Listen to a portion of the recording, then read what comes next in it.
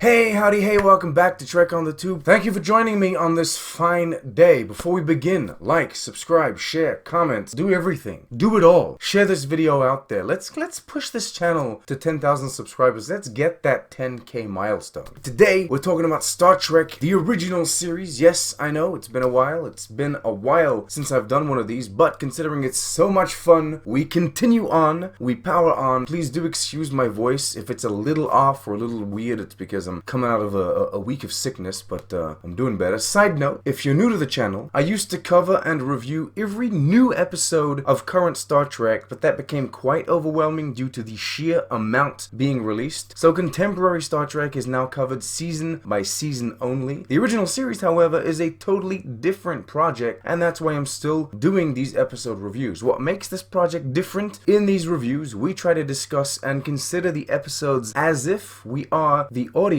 of the 60s witnessing the release for the first time ever. So comments about how we may live through similar events to what we see in The Next Generation, or how we go to places that are seen also in Strange New Worlds, well, you know, no, there's none of that. There's none of that here. There's only this, because at this moment in time, the only thing that exists is Star Trek, and basically only the episodes that we've seen before this. I will take a moment to explore kind of like the Easter eggs and references at the end of the episode. Of course, the Easter eggs are only the ones that have already been seen in the previous episodes up until now. And then, of course, I do break that kind of barrier a bit for the very last segment where we do compare the original version to the remastered one. Alright, let's get into it. Season 1, Episode 17 in the release order, that is, The Squire of Gothos. Or Gothos. Gothos. The Squire of... I don't know how to say that word. Funny thing is, actually, truth be told, for like the entirety of my life, I always thought there was an R, and it's only when covering this episode for the channel that I realized there's no R in the word. I was mistaken, so I've always called this thing the Squire of Gothos, but hey.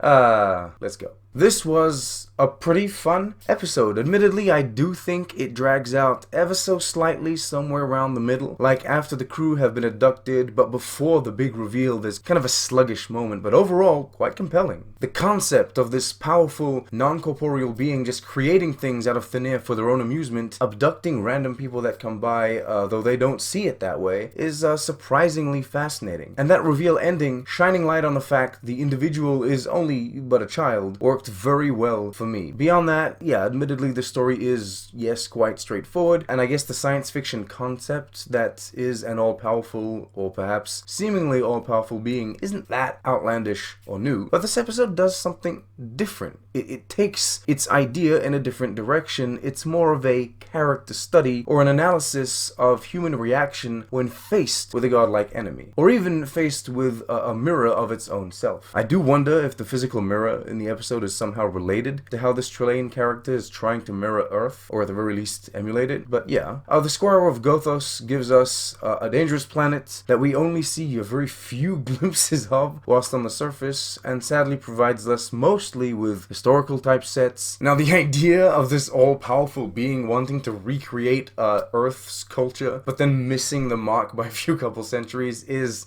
kind of cute. I actually like it quite a lot, but yeah, the problem is with that is that you end up creating a sort of narrative excuse to not forge and create a new visual language and culture for that very alien species. Instead, we just got plenty of old Earth stuff, kind of a drawback. So yeah, the sets aren't all that inspired. The story is more of an intriguing concept and a fully fleshed out piece in and of itself, and at times we do seem to be lacking a little in terms of like substance or depth. But like I said, it was still a pretty fun episode. As dangerous as the situation is, and as troubling a thought it is that all of these powerful beings are just out there, the episode still has a certain childlike playfulness to it, which, done on purpose or not, kind of ends up thematically embracing the character that Trelane is. I'd even go as far as saying the directing was somewhat childlike too, because there were certain moments, like for example when the officer is hiding behind the chair, but can clearly be seen in the mirror from both the audience and Trelane that kind of embraced the campiness of film and television aimed at younger audiences. So yeah, I don't know if that's done on purpose or if it just adds to it, but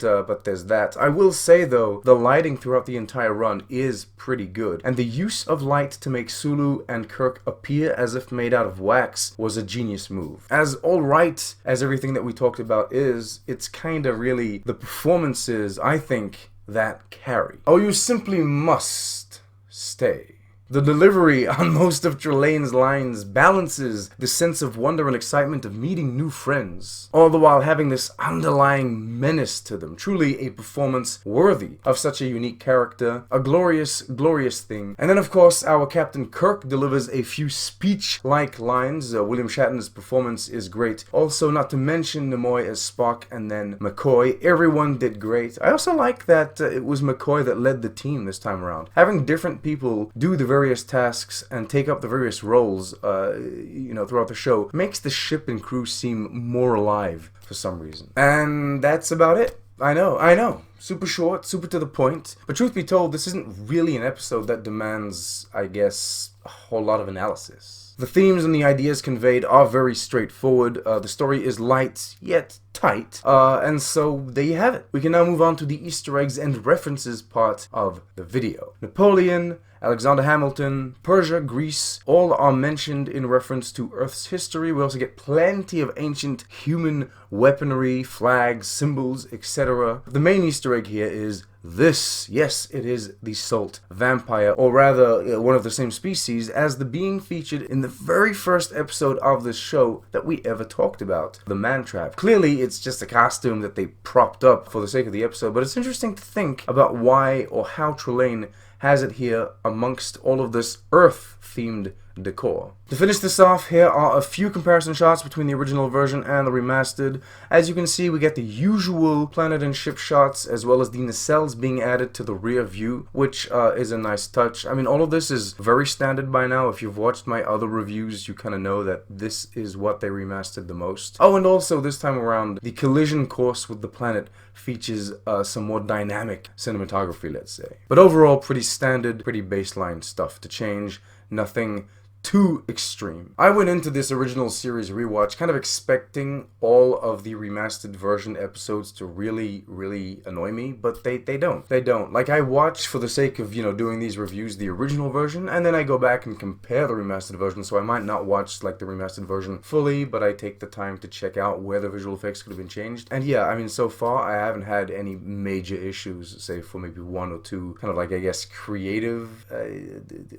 differences in terms of, like, what they did and what I like. But otherwise, no. Honestly, I was really expecting worse. Boom! The Squire of Gothos. Sorry, the Squire... I did it again! The Squire of Gothos. Gothos. The goddamn Squire. What did you think of the episode? Do you like it? Do you hate it? What did you think of it when it first came out, if you were there and if you saw it on television? Let me know. As usual, thank you so much for watching. You're the best. Shout out to all of the channel patrons. Thank you. And as usual, live long and prosper.